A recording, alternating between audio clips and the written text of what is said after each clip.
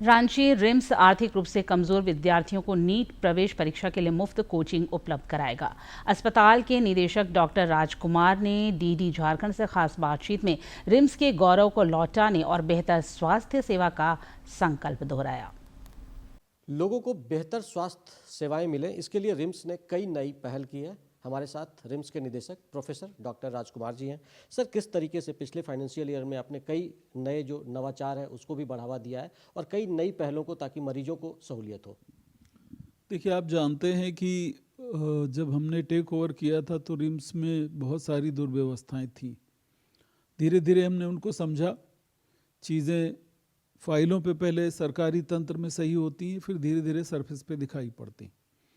सबसे बड़ा चेंज जो पेशेंट के लिए था वो ये था कि डॉक्टर्स 5 बजे तक, अभी आपको आज भी सारे डॉक्टर्स ओपीडी में मिलेंगे, हॉस्पिटल में मिलेंगे।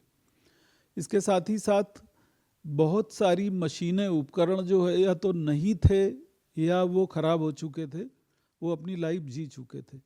तो मैं आपको बता दूं कि पिछले 2 फाइनेंशियल ईयर्स में जितना भी हमको टाइम मिला है, करीब 48 डिपार्टमेंट का इक्विपमेंट हमने या तो नया खरीद लिया है या जो रिपेयर लायक था उसको रिपेयर किया गया है।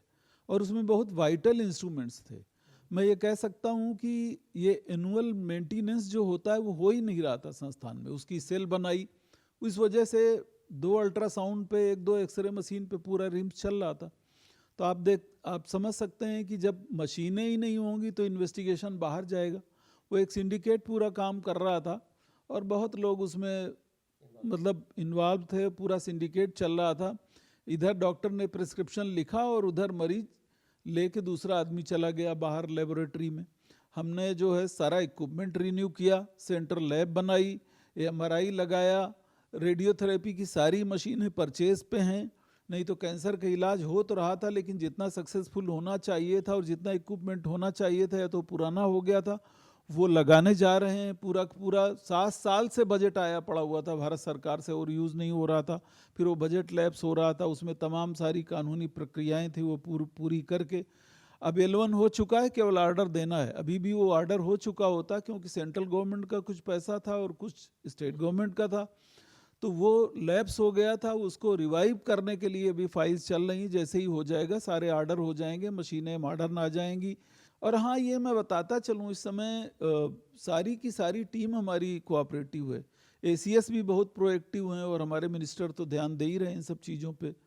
और वो डेवलपमेंट के कामों में कभी मुझे नहीं लगता है कि बाधक बने। ये तमाम तरह की चीज़ों के बीच लेकिन अभी भी रिम्स पर चूंकि मरीज का दबाव बहुत ज़्यादा है, राजधानी पूरे झारखंड के लोगों का उम्मीद का किरण यहीं से निकलता है, तो वैसे में क्या कुछ, क्योंकि अभी भी मरीज का जो लोड है, अभी भी मरीज यहाँ बरामदे पे पाए जाते हैं, तो इसको दूर करने के लिए क्या कुछ आप कर रहे हैं? देखिए, मरीजों के लोड के तो 2 कारण है। एक तो कारण ये, हमने डेटा निकलवाया था, तो 3 महीने का डेटा जब निकाला गया तो 60% मरीज जो है, 60% से ज़्यादा ही मरीज 5 से 9 के बीच में ये जो प्राइवेट हॉस्पिटल्स हैं वो रिफ़र कर देते हैं।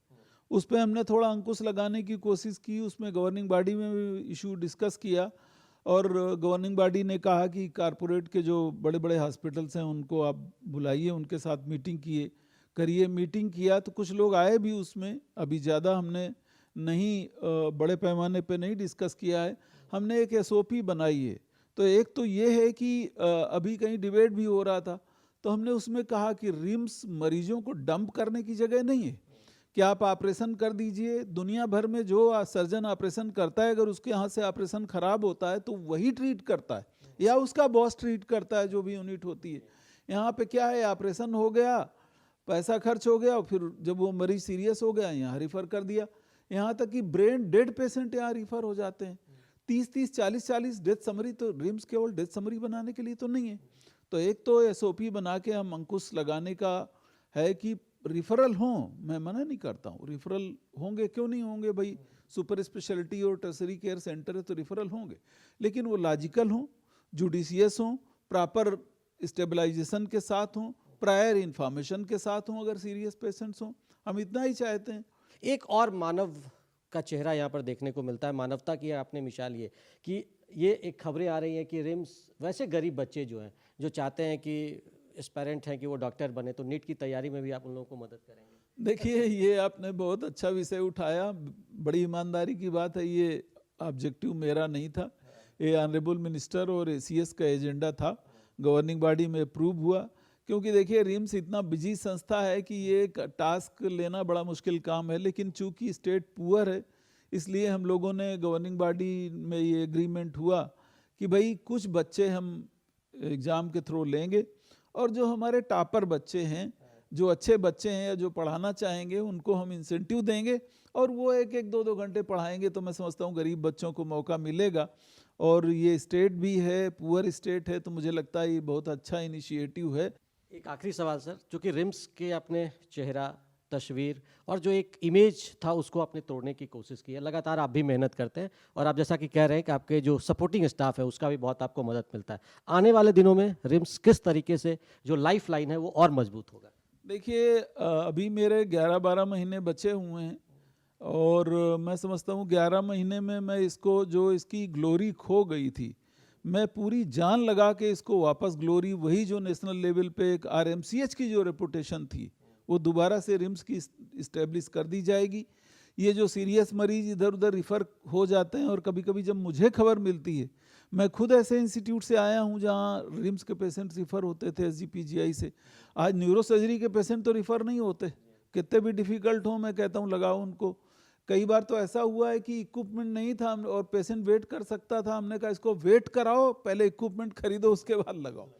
तो मैं समझता हूँ, और आप लोगों का डीडी न्यूज़ का ख़ास तौर से, दूसरे कई मीडिया जो हैं, प्रिंट मीडिया भी है और इलेक्ट्रॉनिक मीडिया भी है, आप लोगों ने बहुत सपोर्ट किया है। मैं इसके लिए मीडिया को भी आभार देता हूँ, क्योंकि जब तक सभी का सहयोग नहीं होता, मैं समझता हूँ इतना बड़ा पहाड़ टूट नहीं सकता था। और मैं ये सेंटेंस जब कह रहा हूँ तो आप इसका मतलब समझ रहे होंगे। निश्चित तौर पर तो बहुत कुछ बदला है, बहुत कुछ बदलने की ज़रूरत है और लगातार उसमें प्रोफेसर डॉक्टर राजकुमार लगे हुए हैं और रिम्स की जो एक ग्लोरी खो गई थी, निश्चित तौर पर वो चमक वापस आएगी और वो चमक और वो चेहरे की मुस्कान डॉक्टर राजकुमार जी की ये साफ तौर पर बता भी रही है। अपने सहयोगी सौरभ के साथ मैं दिवाकर कुमार, दूरदर्शन समाचार, रांची।